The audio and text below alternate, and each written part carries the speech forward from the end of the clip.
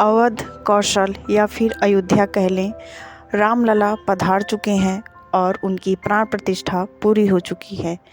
लेकिन अयोध्या त्रेता युग से लेकर कलयुग के इस समय तक आखिर ऐसे कौन से कारण रहे कि उसे इतना भारी कष्ट आर्थिक, सामाजिक या फिर राजनीतिक उठाना पड़ा? आखिर वो ऐसा कौन सा कारण रहा है?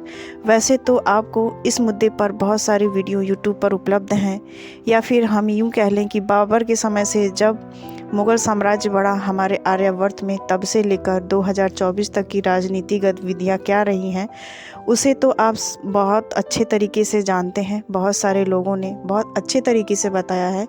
लेकिन ये वीडियो प्रमुखतः माता सीता के श्राप के ऊपर प्रस्तुत है, क्योंकि माता सीता का श्राप ही था जिसके कारण अयोध्या उजड़ गई और अयोध्या वासियों को आज तक उसका हर्जाना भुगताना करना पड़ रहा है। नमस्कार मित्रों, आप सभी लोगों का संसार मानस पर बहुत बहुत स्वागत है। जो लोग इस पर पहली बार आए हैं, इस चैनल को सब्सक्राइब कर लें।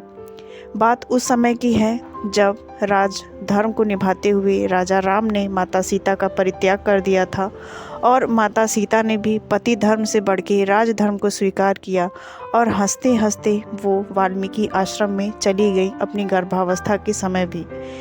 जब माता अवध को छोड़ रही थीं, वो तो पूरे तन मन से चाहती ही थीं कि राजा राम अपने राजधर्म को निभाते हुए अपने पुरुषोत्तम मर्यादा रूप स्वरूप को पूरा करें। लेकिन जो उनका रोम रोम था वो कहीं ना कहीं पति से अलगाव होने की स्थिति में बहुत ही करुण हृदय विदारक था। और कोई भी स्त्री हो, वो गर्भावस्था में ये ज़रूर सोचती है कि उसे अपने पति का स्नेह और उनकी करुणा जरूर प्राप्त हो और वो अपने पति के समक्ष ही रहे। लेकिन माता सीता के भाग्य में ये नहीं था, क्योंकि एक तो माता सीता को वनवास के समय रावण के हरण के कारण भी भगवान श्री राम से दूरियां सहनी पड़ी थीं। लेकिन जब वो वापस लौटी वनवास के समय को पूरा करके, तब उनकी आयु ऐसा अंदाज़ा लगाया जाता है कि उस समय 33 वर्ष के आसपास की रही होगी। जब वो महारानी बनाई जाती हैं अयोध्या की, उस समय भी वहाँ की जो जनता थी, उन्होंने माता को हृदय से स्वीकार ना किया और उनके चरित्र पर ऐसा कलंक लगाया कि राजा राम को भी अपने राजधर्म का निर्वहन करते हुए उनका परित्याग करना पड़ा। तो जो उनका रोम रोम था वो कहीं ना कहीं द्रवित था और इसी का हर्जाना अयोध्या नगरी को भुगतना पड़ा। क्योंकि जब राजा राम अपने शासन को पूरा कर लेते हैं और विष्णु लोक की तरफ प्रस्थान करते हैं, उसके बाद उनके 44 राजाओं का वंशानुक्रम हमें प्राप्त होता है। क्योंकि उनके आखिरी वंशज थे बृहन्नला, जो कि महाभारत के युद्ध में कौरवों के पक्ष से लड़े थे और हार भी गए थे और उनका नैतिक पतन, चारित्रिक पतन हो चुका था।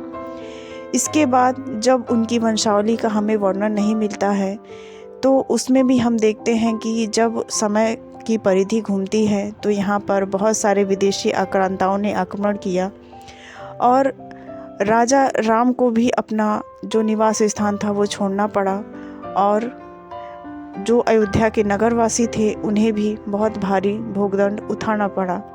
2024 की भी मौजूदा परिस्थिति अगर हम देखें तो वहाँ के जो मूल निवासी हैं वो कहीं ना कहीं मंदिर बन जाने के बाद भी हर्जाना चुका रहे। मैं इसकी आधिकारिक पुष्टि नहीं करूँगी, अगर आप चाहें तो और बाहरी स्रोत का भी सहारा ले सकते हैं।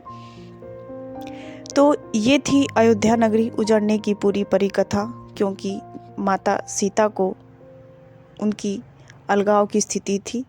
उम्मीद करती हूँ कि आपको ये वीडियो पसंद आया हो। बने रहें इस चैनल पर आगे आने वाली वीडियो के लिए। अगर आपको चैनल और ये वीडियो अच्छा लगा हो तो कृपया इसे शेयर कर दें बाकी लोगों के साथ।